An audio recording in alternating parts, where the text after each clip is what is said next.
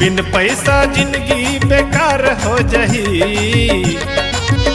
आओ माया बिना जिंदगी बेकार हो जही, बिन पैसा जीवन बेकार हो जही।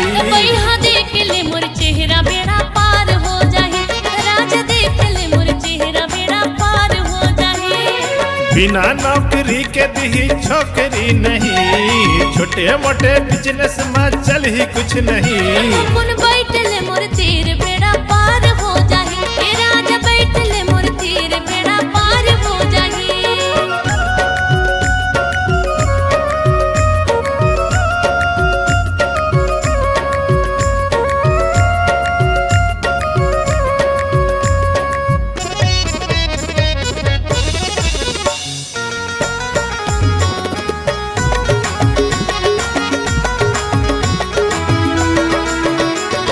महंगा है जमाना रानी, काला काला लाहूं, काला काला लाहूं। तोर फरमाइश ला कैसे मैं भर पाऊं, कैसे करके लाहूं। तोर माया ला राजा मर के मैं निभाऊं, मर के मैं निभाऊं। जो भी तय कमाबे राजा हंस के घर चलाऊं, हंस के घर चलाऊं।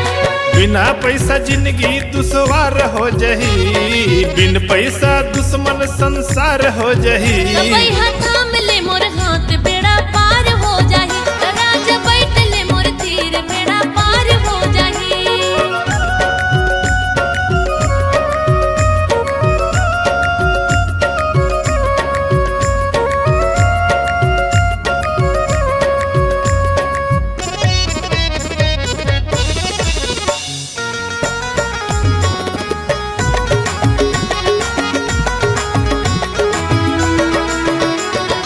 सुर सुर मरानी माया बड़ मिठा थे, माया बड़ मिठा थे।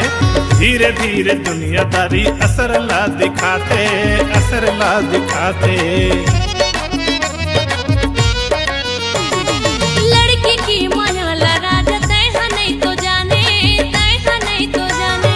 राख ले थे मन मा बोला देवता सही माने, देवता सही माने। घर के ताना दूल्हे 2000 हो जही, ताना तोर करे जाके पार हो जही। राजा